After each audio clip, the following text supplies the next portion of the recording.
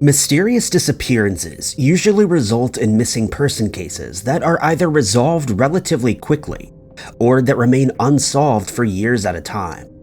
But in some cases, following years of investigation, missing people are found alive years later, much to the surprise of those who believe them to have vanished forever. Number 5. The mysterious disappearance of 21-year-old Derek Higgins happened at around 7 a.m. on the 21st of March 2013, when he vanished from his hometown of Smithfield, Illinois. For days after leaving his house, no trace of Derek was found, and his family feared the worst. He was last spotted at a bank in Canton, Illinois, and 3 days later his vehicle, a 1998 Buick LeSabre, was located outside of Tallahassee in Florida, and some of his personal belongings were still in the car, including his wallet and ID. Investigators noted that the car had been involved in a minor accident, but there was no sign of Derek. Following the discovery of his car, Derek was listed as endangered by investigators, and his mother, Debbie Corsaw, believed that he may have been suffering from memory loss as he had experienced a blow to his head.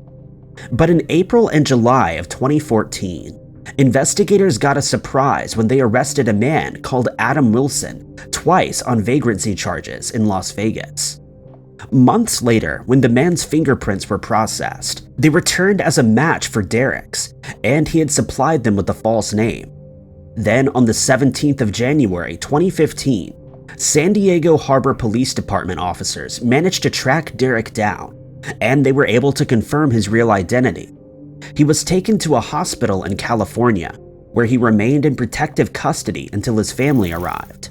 His parents stated that they still had many unanswered questions about his mysterious disappearance, but they were happy he was alive, and that they could start the slow process of figuring out exactly what happened and what made him decide to vanish.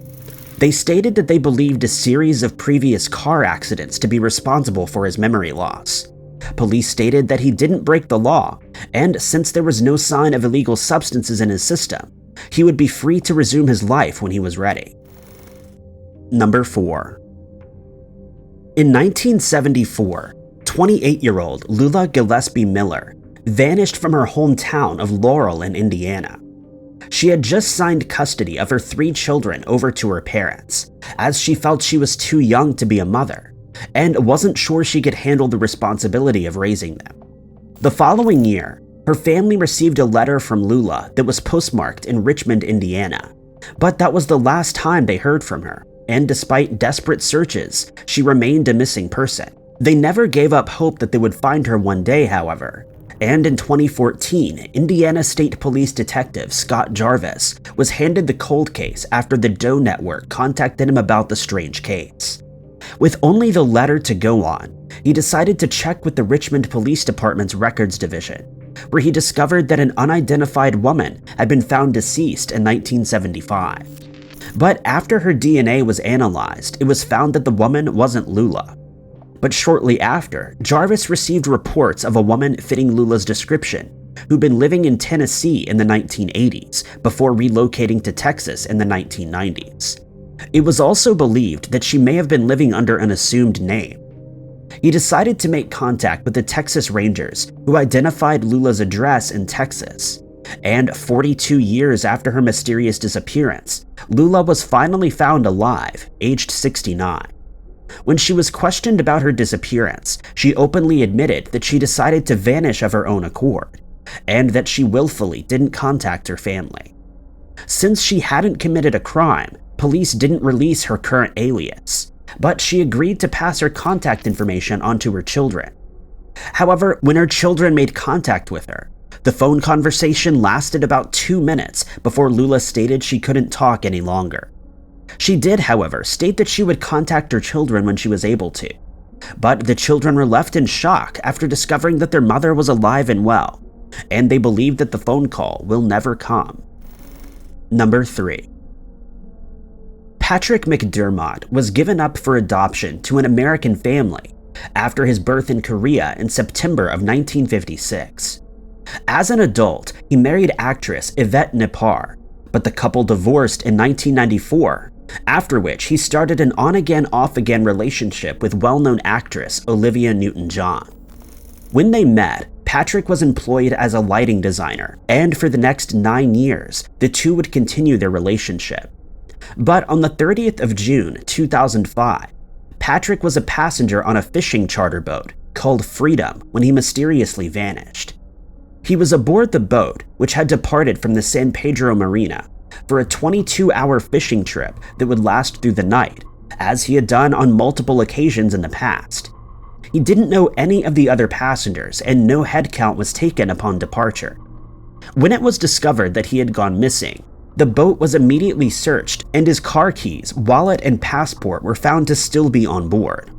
His car was also found parked at the marina, where he had parked it before boarding the boat, but his family only realized that he was missing on the 11th of July, when he didn't turn up for a family gathering, and he was finally reported as a missing person. A case was opened by the Coast Guard Investigative Services, who found no evidence of foul play or that he had ended his own life, and they decided to close the case on the 15th of September the following year. A separate safety investigation was launched by the United States Coast Guard, who scrutinized the conduct of the fishing boat, and it was determined that Patrick had probably fallen overboard and was very likely lost at sea. But speculation was rife that Patrick had faked his own death, and undercover investigators traveled to Mexico, where it was rumored that he may be hiding since he had a large amount of debt to his name. More than 20 sightings were investigated in Mexico, and in 2009, investigators believed that he may have been living in a boat off the west coast of Mexico, but he still wasn't located.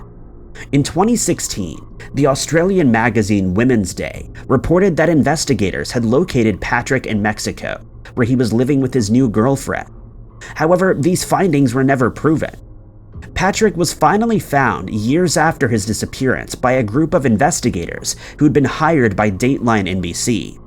He had indeed been living in Mexico, and his identity was finally proven when he supplied them with documentation and voice imprints. He reportedly told Texas-based investigator Philip Klein that he no longer wanted to be hounded by reporters and investigators, and that he would be continuing his life in peace. Number 2. Lawrence Bader, a 30-year-old cookware salesman from Akron, Ohio, became a missing person on the 15th of March, 1957. On that day, Bader, who was working for the Reynolds Metal Corporation, told his wife, Mary Lou, that he needed to travel to Cleveland for business, and that he may go fishing afterward.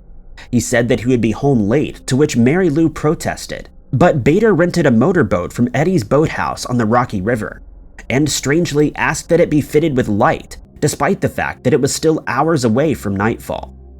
After paying a $15 deposit, he headed out after repeatedly being warned by the boat's owner that a storm was approaching.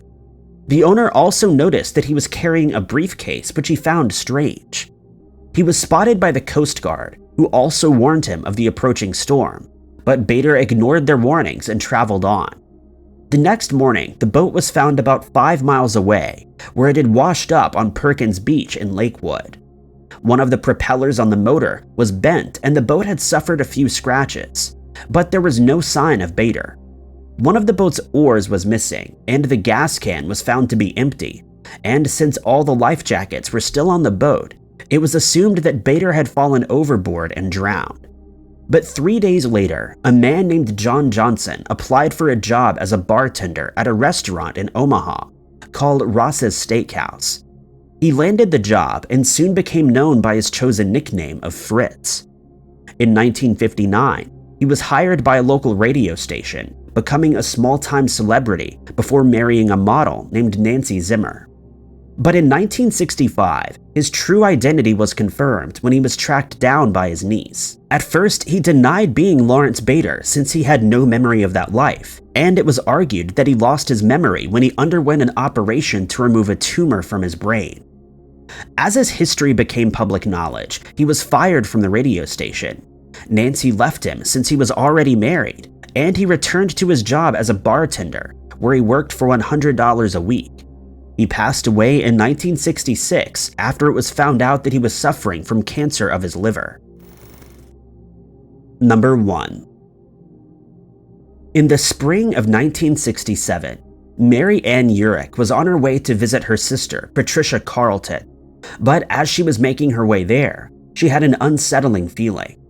Upon arriving at the house, she found that Patricia's children were playing unattended, and they told her that Patricia was asleep in her room. She attempted to wake her up, but found that she was unconscious and she was taken to the hospital. It was discovered that Patricia needed surgery as she was suffering from an aneurysm. The operation was completed successfully, but when Patricia woke up, she had no memory of her own life and couldn't recognize Mary Ann, her husband, or her children. She needed to be taught how to complete the most basic tasks again, and a carer named Pat was hired to look after her. But in November of 1968, Pat contacted Mary Ann and informed her that Patricia had wandered off and gone missing. She was found in Alabama 6 weeks later, and Mary Ann immediately went after her. Patricia stated that she had no memory of traveling to Alabama, and she had no idea how long she had been there. Patricia went on to marry a man named Troy, who convinced her to file for custody of her children. But a week before the scheduled hearing, Troy went home to have lunch and found that she had mysteriously disappeared once again. Her purse, money, wallet, and keys were still in the house, but no sign of Patricia was found. 3 weeks later, she was found on the far side of Houston, and again had no memory of how she'd gotten there. She would vanish 7 more times over the following year, with the last disappearance lasting for over a year before she was found at a welfare office in San Diego, though her family was never contacted. Unfortunately, Troy passed away before she was found in 2004, 33 years after her disappearance. She now lives with relatives who reported that she no longer wanders off and is receiving the care she needs after suffering another stroke during her disappearance.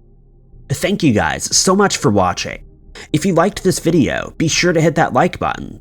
Also, don't forget to subscribe and click that notification bell to keep up to date with all of our future uploads. But I've been Ty Knotts, and I'll catch you guys in the next video.